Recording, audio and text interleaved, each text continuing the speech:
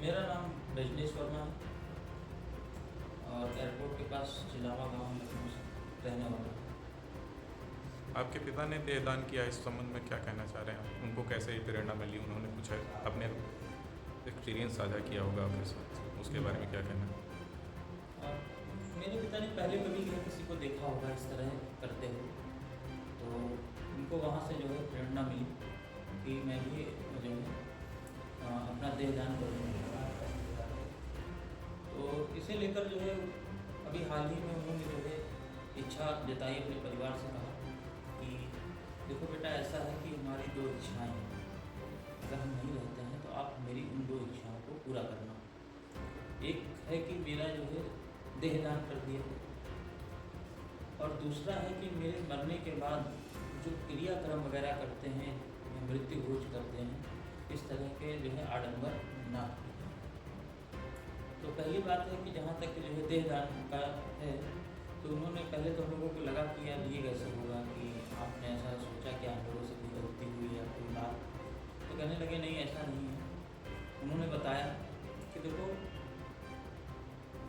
कि आप लोग जब मैं नहीं रहूँगा तो मेरे शरीर को या तो आप लोग जला देंगे या दफना देंगे, इससे आपको क्या मिलेगा? मैंने कहा कुछ नहीं मिलेगा। सही कहा कि यदि आप मेरे शरीर को दान कर देंगे तो हो सकता है कि मेरे मरने के बाद भी इससे बहुत सारे लोग सीखें, और मैं जीते जी हो सकता है कि लोगों के काम ना आ सका हूँ अपनी दौड़ भाग भरी ज़िंदगी में, कम से कम मरने के बाद तो मैं किसी के काम आऊँगा। कई डॉक्टर होंगे जो सीखेंगे समझेंगे। तो इसे लेकर उन्होंने अपने जीते जी जो है देहदान का पूरा प्रोसेस कराया, और उनकी मृत्यु के बाद उनकी इच्छा के अनुसार हम लोगों ने उनका देहदान कर दिया। हालांकि समाज को बहुत बुरा लगा, कई सारे लोग समझाने आए कि नहीं, इनकी आत्मा को शांति कैसे मिलेगी, ये कैसे होगा, और बहुत सारे लोग समझाने आए, जिसमें से ज़्यादातर अपने परिवार के और रिश्तेदारों ने समझाने की कोशिश की कि नहीं, इससे इनको मुक्ति नहीं मिलेगी, अगर आप इनका दाह संस्कार करोगे तभी इनको मुक्ति मिलेगी। लेकिन चूँकि पिताजी की अंतिम इच्छा थी, उन्होंने कहा था, जीते जी कहा था कि बहुत सारे लोग तुम्हें भरमाने आएंगे, बताने आएंगे कि ये क्यों कर रहे हो, और अब मतलब हम वो नहीं रहे हैं, क्या वो देखने आएंगे। लेकिन जैसा कि होता है कि हो सकता है कि मतलब पिता की अंतिम इच्छा थी, दो इच्छाएँ थी, तो भाई इच्छाएँ थी तो पूरा करना था। भले लोग बहका रहे थे कि ये कर लो, वो कर लो, ऐसे होता है, रीति रिवाज के नाम पर जिस तरह से लोग आडंबर रचते हैं, उसी में लोग फंसे थे। लेकिन मैंने कहा नहीं, मेरे पिता की इच्छा है तो मैं जो है ऐसा करूँगा, और इसमें मेरा परिवार, जो कि मेरी माँ और मेरी बहन का भी बहुत बड़ा सहयोग रहा, क्योंकि मेरे पिताजी ने जहाँ बॉडी डोनेट की थी KGMU में, उन्होंने कुछ नियम कानून के चलते जो है इस तरह का व्यवहार किया कि फंसा दिया था चीज़ों को, कि उनकी बॉडी डोनेट नहीं हो पा रही थी। उन्होंने कहा कि एक सर्टिफाइड डॉक्टर जो है जब लिख के देगा कि हाँ इनकी मृत्यु हो चुकी है, तभी हम आएंगे आपके मतलब पिताजी की बॉडी लेने। तो काफ़ी समस्या जो है इससे उत्पन्न हुई। कई डॉक्टरों से मैंने बात की, लेकिन इस तरह के मामलों में क्योंकि डरते हैं लोग, भाई मेडिकल कॉलेज सबसे बड़ा है, इसलिए लोग डरते हैं, तो कोई लिखने को तैयार नहीं था। तो उसके बाद जो है एक डॉक्टर से मैंने बात कराई एनाटॉमी विभाग में, तो उनसे उन्होंने यहाँ तक ही कह दिया कि अगर वो नहीं करा सकते हैं तो जहाँ जाके देहदान करते हैं।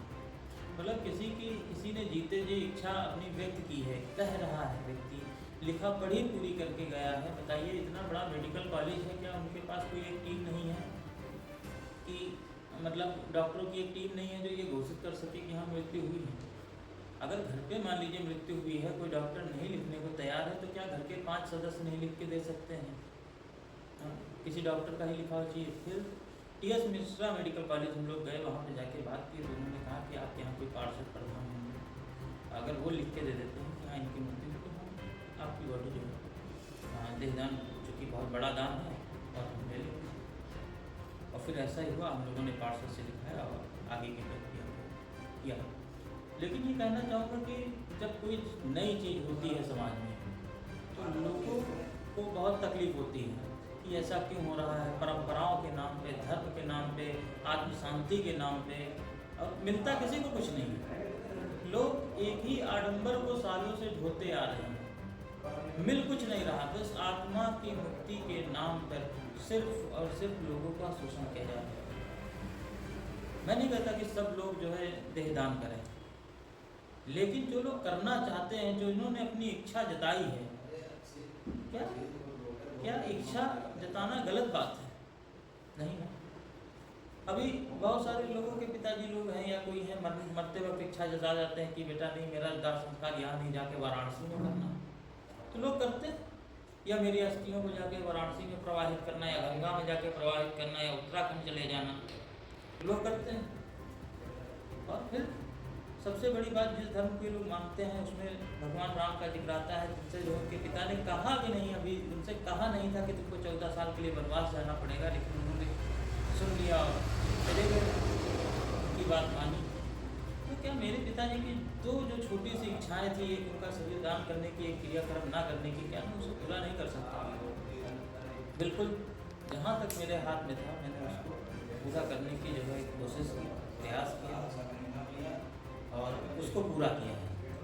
हाँ, हालांकि हो सकता है कि जो है मेरे परिवार के कुछ लोग जो है सहमत नहीं थे, तो इस पर मैंने जो है उनसे कहा कि ऐसा है कि देखिए, विवाद करने से कोई मतलब नहीं है।